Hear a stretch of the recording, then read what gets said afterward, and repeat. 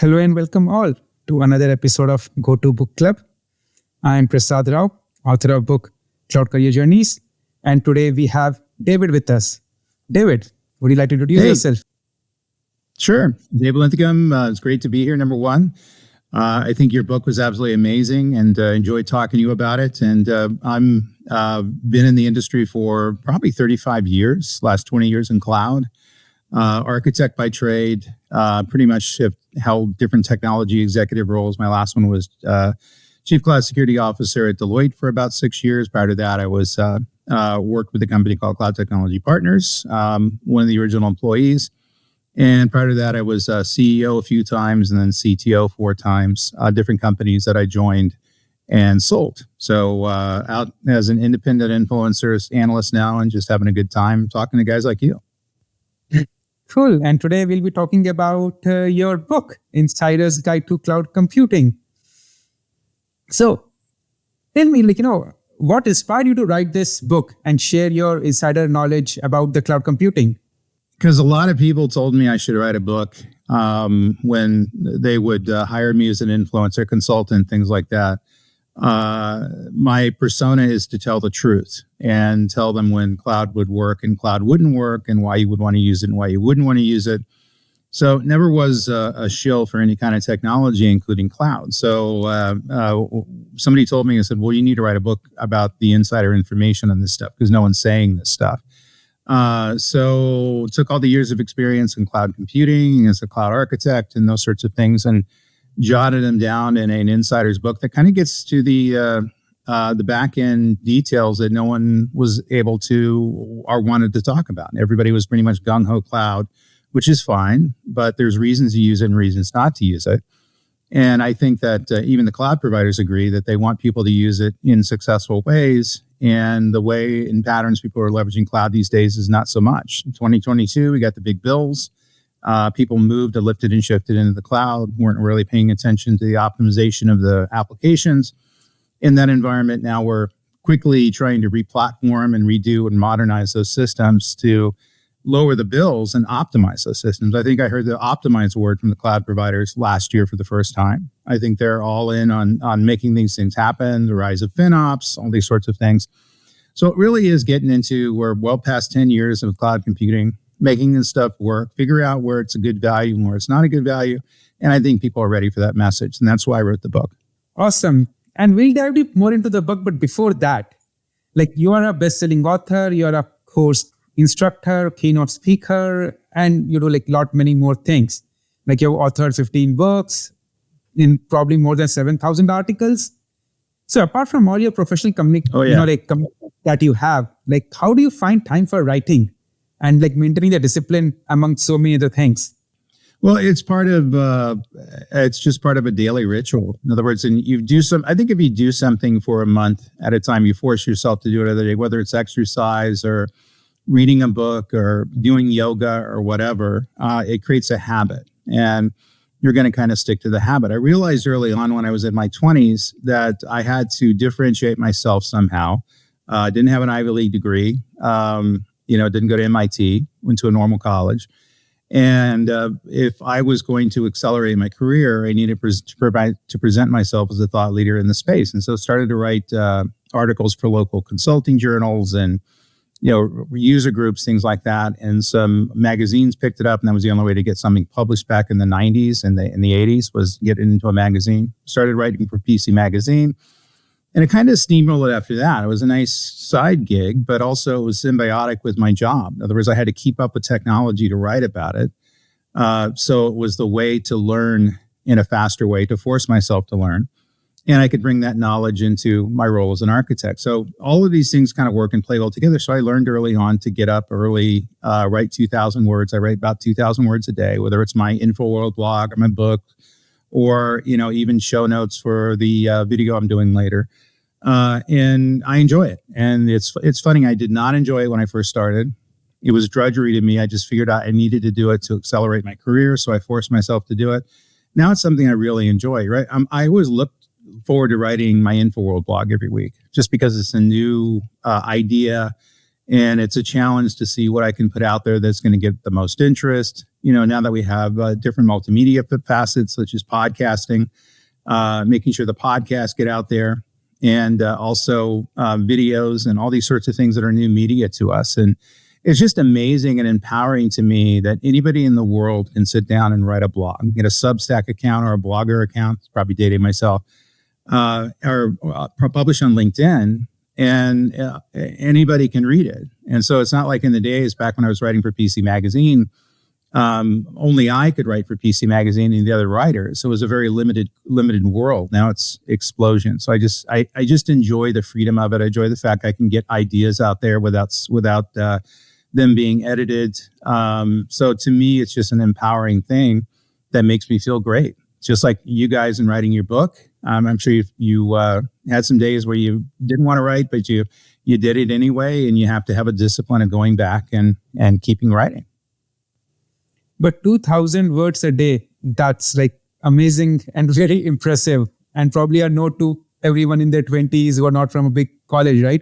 That's a great tip there, how you can actually make yourself stand out. So thanks for sharing it. Now let's dive deep into the book.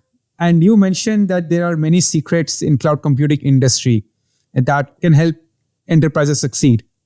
Do you want to talk some of them and some secrets or misconceptions that companies should be aware of? Sure. I think the biggest one that people are surprised about, that in many instances, cloud native systems, containers and Kubernetes, things like that, are going to be not necessarily a requirement for all applications. And so, which is almost a religion out there to move in those directions and to take existing applications and write new applications in containerizing in Kubernetes. I built hundreds of architectures that way, and it's great technology, but it shouldn't always be used. And there's something called a container tax that comes along with doing that, because you need more expensive people, you need more time, it's operated in a different way, and you have to account for that complexity when you build those systems. And I think that revealing that was something that was eye-opening for lots of folks, because I just wanted them to evaluate the use case that they're solving when they move into containers. Same thing with AI. I've been an AI developer since I was 18. I worked with M1 and Lisp, and taught as a young college professor back in the day, and watched the whole thing generate over time. We had the same problem back then we may be having now. It's overuse. In other words, we're trying to apply it in different problem domains. You got to remember, in the 80s, there was a big boom in AI. People were, buying the Borland tools, things like that, at the local bookstores. Well, I'm sure it's well before your time. And it was overused. People were using it to write business applications and transaction applications. Now, the AI back then was not as capable as it is now. It's multitudes of power, but the ability to pick the right use cases to apply that technology is something that I don't think we understand right now. Every generative AI is cheap, it's available. You can use it in the cloud fairly easy. You can become a generative AI developer in a couple of days. And however, you can also reuse it, and you're going to find that it's very expensive, leverages very expensive processing that burns a lot of power. GPUs are great, but they actually need a processor themselves to run, so they take a lot more power to run. And so it's just really kind of looking at this with a pragmatic eye and not getting us into trouble, which I think we're getting into right now in a few years' time, when we realize that these applications should not have been written in that particular technology. Also, and the big thing was in chapter 1, I talk about finding the value of cloud computing, and also admitting to the fact it never was CapEx versus OpEx. That never was the way to define the value of cloud computing.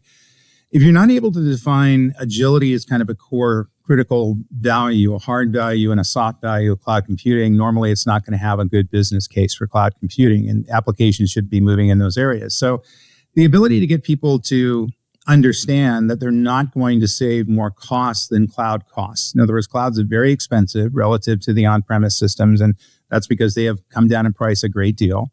But there's reasons to use it. And if you put a lot of value on agility and the ability to speed the market, integration with various systems, for example, we're building an AI system and we need access to data tooling and technology that's important to us for this aspect. That's going to be a business case for using the cloud, but it's also a business case for not using the cloud. If the cloud's going to be, if the application's isolated, it does very simplistic things. uses massive amounts of data storage that are isolated unto themselves. And a lot of applications are like that. They're very monolithic.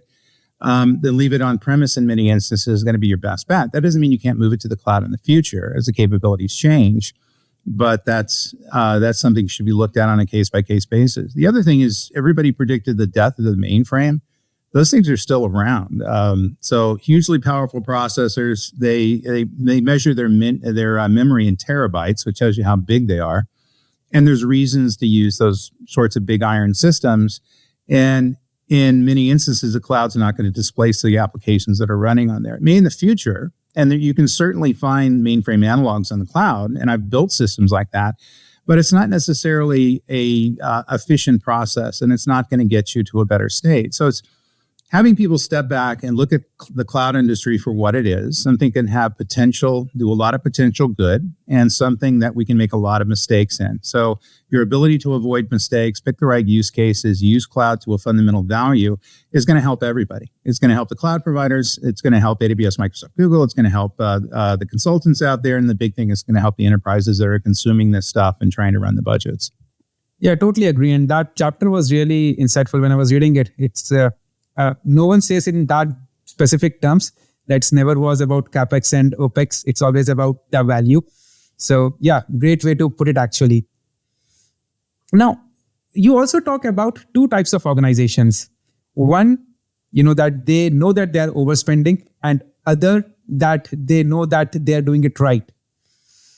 How can the companies transition from that first category to the second category?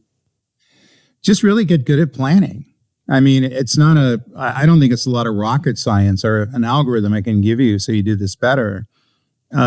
It's just do additional planning before you start moving into these areas. And we're seeing this lack of planning that's occurring now in the movement to generative AI. So why are you doing it? What's the business case? How are you leveraging the technology? How are you going to operate it? How are you going to deal with complexity of operations? Your hiring patterns, the skills changes that you need. All these sorts of things should be known as you get in there. And all this stuff with many organizations, probably 80% of the organizations out there, it's a big surprise. In other words, they realize that they can't find a lot of cloud talent because there's a scarcity of cloud talent out there, good ones. There's not enough people like yourself out there looking for jobs. And therefore, they find it a tougher path to go down, much more expensive, and they're not really seeing the benefits there when that should have been on the radar screen early on. They should have made decisions around application workloads and data sets that are going to be aligned better to what the business is able to do and aligned to the use of cloud computing. So planning is not an exciting thing to do. You're going to have to, figure out where your data is, figure out who owns it, figure out performance characteristics, figure out cost and budget characteristics, all these sorts of things that architects are supposed to be doing. But come up with a solution, both a macro solution, in other words, the solution for the entire enterprise, and the micro solutions for the particular systems that are there. They're going to be the best logical conclusion to return the most value back to the business. And I state that probably 100 times in the book. We're measured in our ability to leverage cloud computing successfully, their ability to return the maximum amount of value back to the business. And we're not looking at that metric. We're going to go off kilter each and every time. So it's the duh answer. Do some planning. Do your budgeting. Make sure you understand the cost. Do your due diligence before you move any of these systems into the cloud, and then you'll be part of the team the business that does it right. And that's probably 20% of the enterprises out there are leveraging cloud, are able to do it kind of right. 80% don't. And they're bleeding money. They're hurting their business. They're pushing resources off in areas that are going to be less productive. And now that we're moving into the whole generative AI way in the cloud, then those sorts of things are going to be business killing. They're going to spend money that probably could take down the business. And also the business could be missing out on a key innovative differentiator that could change the business and actually become the business. So the stakes are way higher now. And so I'm telling people, you don't do this planning, you don't do this architecture, you're going to run into these walls and you're going to kill your business. And I'm seeing it happen right in front of my eyes, by the way. You're going to see not necessarily bankruptcies, but lots of businesses get sold or absorbed into other companies. And when you figure out, do a postmortem on what happened, they had a weakness in their business because they weren't spending their IT dollars in areas that were to a strategic benefit for them. The competitors did. They were able to build generative AI systems in the cloud or not in the cloud that we're able to provide a key differentiator for them, where they provide better supply chain, better customer experience, able to do things cheaper. All these things that businesses are able to do, a la Uber and Netflix, things like that. And they're just going to basically dominate and kill the business. You remember Netflix and Blockbuster. I mean, that's the best analog I could think about there. So you want to be Netflix, you don't want to be Blockbuster. Yeah, continuous innovation is important, and cost should always align with revenue. That's what you also mentioned. When you're thinking about doing something, think about whether the cost is going to help you with the business case, with the revenue, or it's just like burning money. Don't burn money. Yeah. Yeah. So talking about multi-cloud, like you have a full section in the book about multi-cloud strategies and in-depth, discussion about the multi-cloud upsides and downsides. Would you like to share a few insights about that? Yeah.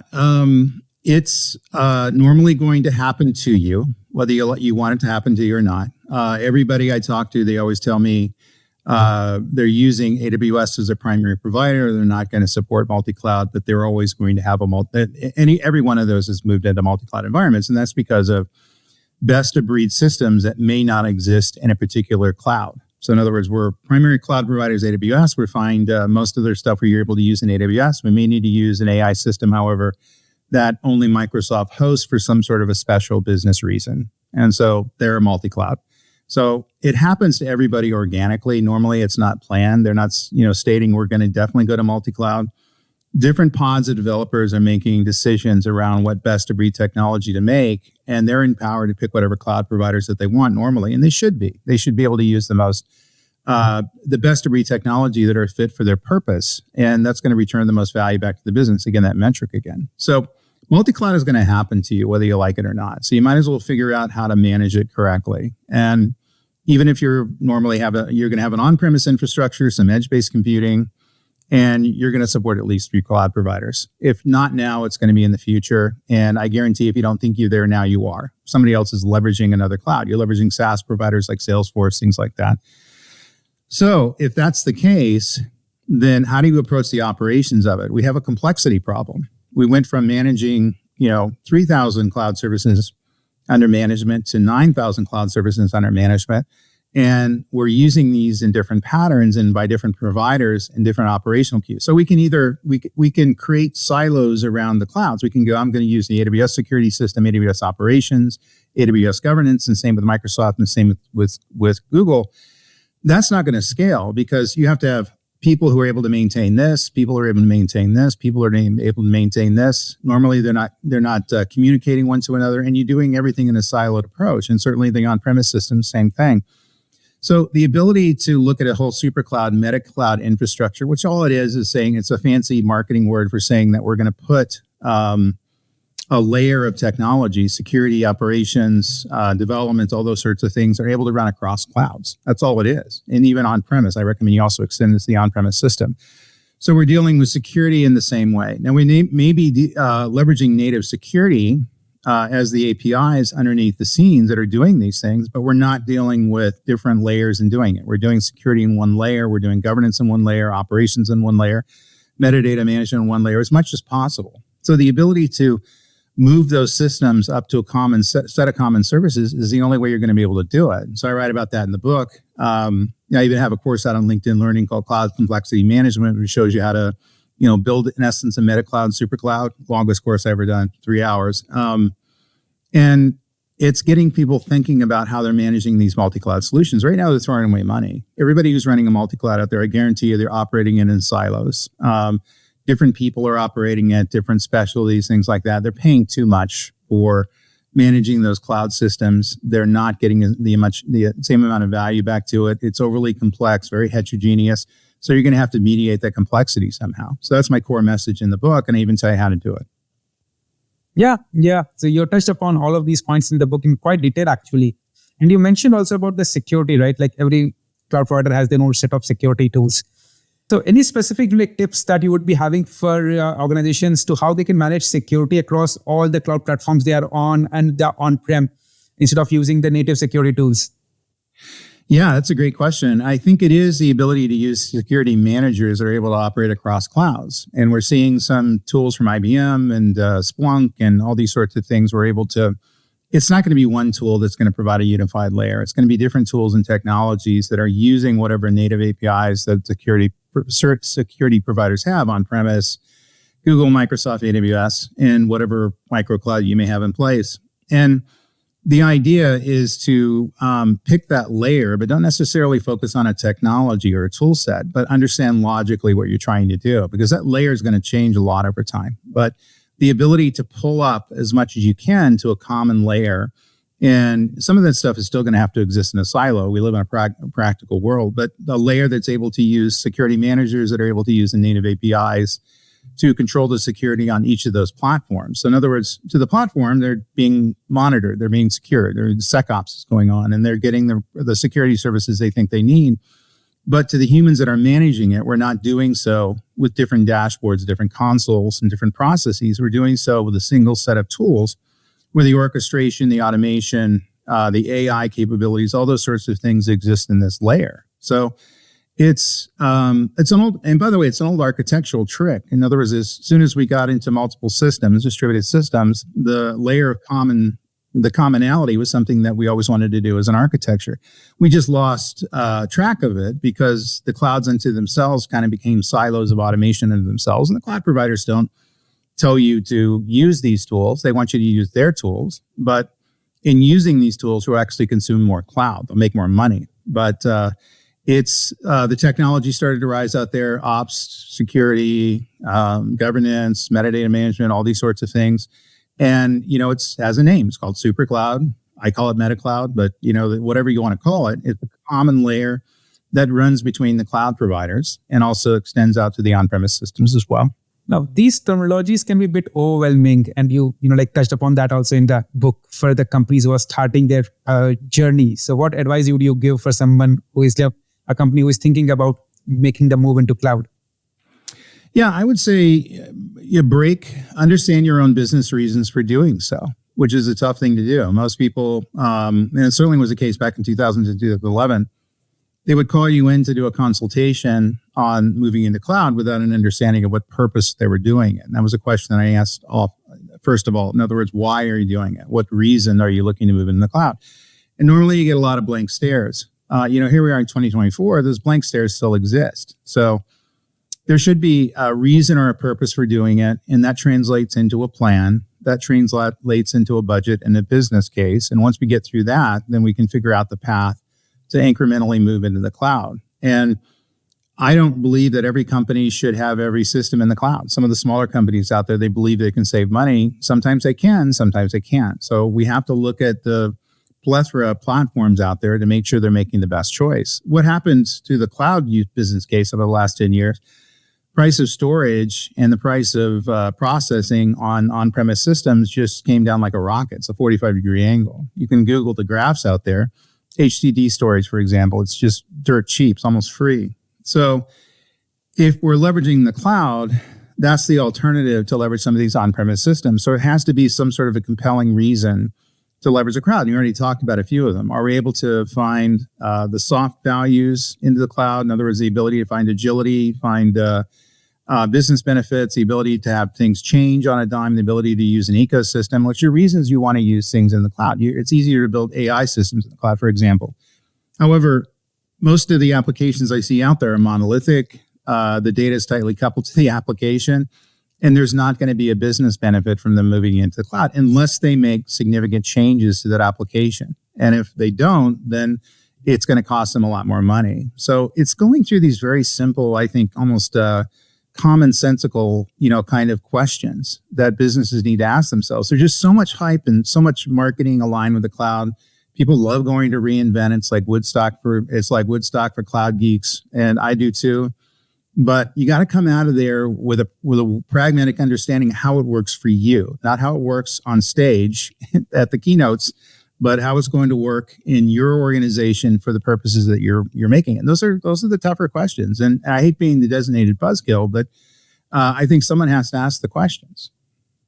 No, and you raise quite right points, right? Like there are so many services. Which one would you leverage and why? And how would you do it optimally, right? That's the main thing. If you're going to simply lift and shift, obviously your cost is going to arise, but how are you able to actually use it? And as you said, Optimization is something that you hear more and more now in the cloud world, along with the modernization that is happening for benefit. And as you said, everyone benefits. And you mentioned that multiple times, that if you do it in the right way, everyone benefits across the board. But and you touched upon this, that there's a cloud talent, right? It's not easy to find the right talent. So how should organizations prepare for the skills and the process for this whole cloud native world? Yeah, give yourself at least a year to ramp up, because it's going to take you that long to figure out how to either reskill your existing personnel. In other words, we're sending them to training, or we're training them in-house. Lots of good ways to do that now with all the great on-demand training that exists. Also, who you're going to hire. And so you're going to get to the skill sets that are going to make you successful. And you're planning this not after you deploy your system and you started developing it, but before you start moving it. A lot of people, they'll come out with their budget and they say, okay, we got $10 million to build this system and let's start building it. And if they don't have the skills in-house, it's not going to be a good thing. You're going to make a lot of mistakes that have to be redone and rethought as the higher skilled people come onto the board. So splurge on hiring the right talent. Certainly a cloud architect, security architecture, cloud engineers, AI architects, AI engineers, data scientists, all these sorts of things that have modern skills that are able to make the good decisions for you and understand your current requirements and map them into a solution. And I think that people underestimate how long that's going to take, and also they underestimate how much they need to pay. So you can find those people out there. They're not cheap. If you're building that talent in-house, make sure you're also, as you're upskilling them, you're also upskill their pay or else they'll leave. So there has to be a retention system in there. There has to be, you have to make your people happy. And that needs to occur before you start doing the magnificent things with the cloud technology. And I think that's, people are hindered right now. The number one hindrance in people moving into the cloud is they can't find the people to help them. And so they end up hiring consultants, very expensive to do that. And even the consultants may not have the talent for you just because they're finding the same shortages in the marketplace. And so it's the asset that you need to secure before you start moving into the cloud. And if you don't have the skills in place, you're not going to be successful. So just figure out how to get the skills in place, but give yourself enough time and allocate enough budget to do it. People underestimate that stuff all the time. And you're going to be in for a penny, in for a pound. Either you're going to do cloud correctly and hire the right skills and pay for the skills that you need, or you're going to try to penny ante your way through it, and it's just not going to work, and you end up wasting that money. Very valid point. A strategy like we'll figure it along the way would not work here unless you have the right talent with you before starting. Cool. Now, in the book, in the later half of the book, you also talk about insider's perspective of future of cloud computing. So can you give a sneak peek of what you foresee that is coming down the line for the cloud computing? Yeah, and I've talked about this a great deal. I think that we're no longer moving to cloud computing as our end state destination for everything. If you talk to, probably not me, I don't think I ever had this opinion, but you talk to the thought leaders back in 2010, 2011, they would tell you that this is the destination for everything. We're going to shut down our data centers and we're going to move to these centralized processes that exist in the cloud. And we're going to use everything as a utility service, and that's where it's going to go. And you saw businesses out there that would tell you we're cloud only. In other words, we're only moving to cloud. That's the only platforms we're going to enable. That's gone out the window. And so the future cloud is going to be ubiquitous computing, heterogeneous computing, where we're leveraging whatever platform we need to leverage that's going to bring back the most value to the business. That's a concept. So that means a mix of modern on-premise systems in some instances, edge-based systems. It means we're going to leverage co-location providers as well to provide some of this infrastructure. And that's basically data center real estate you rent. We're going to leverage managed service providers, which I think are under-leveraged, or people who basically maintain these systems for you, even systems in the cloud. And you're outsourcing a lot of that problem to people who know how to do it professionally, and then stuff in the cloud. And I think that we are going to continue to migrate into the cloud. Certainly most of the AI stuff is going to exist in the cloud. We just saw the numbers from the cloud providers now. They're growing like crazy because of AI. But we're not going to move to an all-cloud world. We're not going to move to an all on-premise world, an all-edge world. It's never going to be an extreme. It's going to be ubiquitous computing, heterogeneity, leveraging all kinds of different platforms. We have to have the connectivity in between these things. Now we have 5G, ubiquitous networking that goes with the ubiquitous computing. and also the ability to leverage existing assets to more of a benefit for the business. I mean, the computer I'm talking to you right now, I'm just looking at the processor saturation. It's at 5%. Okay, why can't I rent this out, as available processing to occur either in my house or even in a team of people? So they're able to find it and use it securely. And therefore, I'm already paying for the power for this thing. So they're leveraging the power, leveraging the stuff. So it has a huge sustainability benefit. That's an extreme example. But the moving to mobile computing, edge computing, moving things out to any kind of number of different platforms and the ability to manage them on that point is where we're moving to. And I think that's going to be the end state of all this. It's never going to be moving to all cloud. I don't think it ever was going to move to all cloud. I always saw a saturation point at about 60, 70%, where lots of applications were uneconomically viable to move to the cloud, so we need to keep them where they are. So that's the future. I mean, I wish I could say we're moving to this platform and this AI. That's not the case. We're moving to a complex, heterogeneous environment that we need to figure out how to manage better than we can today. No, very insightful. And frankly, the book End to End that I have read is more insightful than many of the books that I have read. So thank you so much for writing this book. It was really a great read for me, and I recommend everyone to have a look. Even if you are working with cloud or not working with cloud, you will find it equally insightful just to understand the trends and understand what you should be looking for. So David, where can the readers or the audience find your work? Anywhere fine books are sold. Amazon's obviously the pick that everybody uses. Awesome. And where can audience go to know more about you?